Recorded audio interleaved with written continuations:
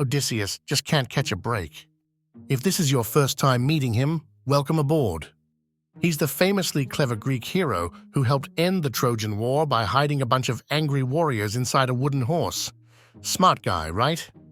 But since then, his journey home has been less brilliant.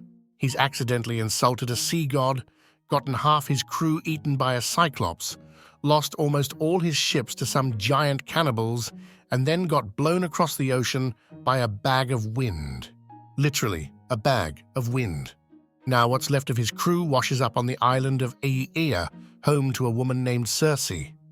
She wears elegant flowing robes, often deep purples, midnight blues, or forest greens, decorated with subtle runes or star-like patterns.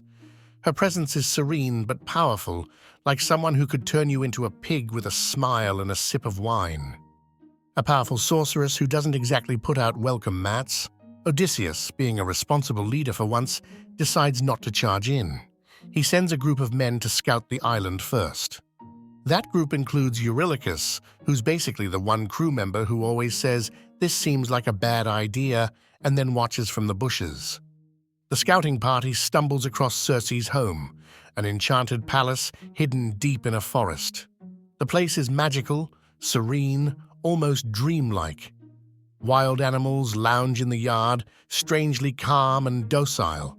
No chains, no cages, just happy lions and wolves, hanging out like they're extras in a Disney movie. Circe herself is graceful, kind, and welcoming. She invites the men in, offers them food and wine, says, "Relax, enjoy yourselves." And then she turns them into pigs.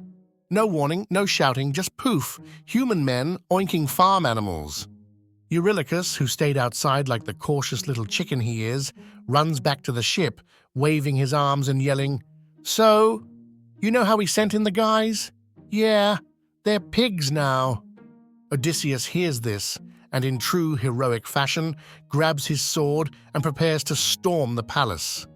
But before he can charge off, he's intercepted by Hermes, the messenger god.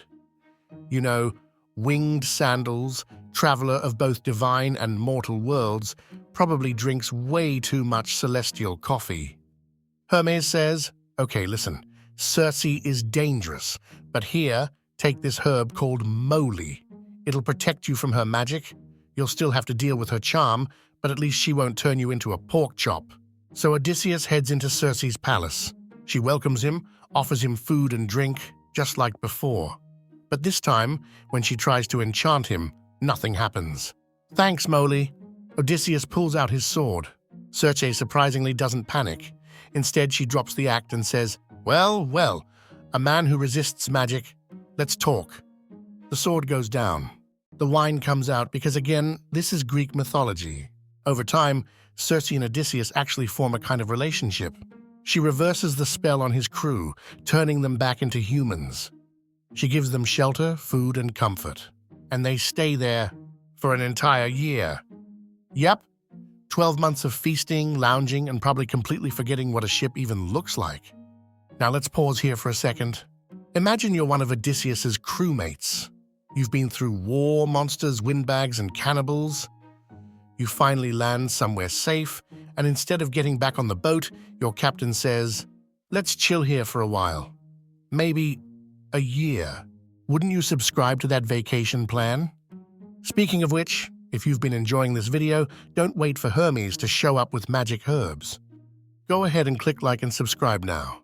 We promise we won't turn you into pigs if you don't, but this is Greek mythology, so no guarantees. Back to the story. After a year of island living, Odysseus finally remembers, "Oh, right, I have a wife and a kid and a whole kingdom." Good job, hero. Circe isn't mad. In fact, she's helpful. She tells Odysseus what to do next. But, because the gods love drama, his next destination is the Underworld. To reach home, Odysseus must journey to the land of the dead, where he'll speak with the ghost of the prophet Tiresias, who holds the key to finally getting back to Ithaca. No big deal, just a casual detour through death itself. And so after thanking Circe, possibly awkwardly, Odysseus and his crew set sail again. The sea is calm, for now, but we all know what's coming.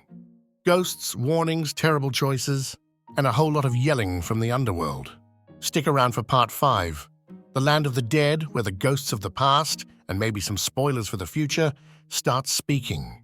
Because when you're Odysseus, getting home is never just a straight line.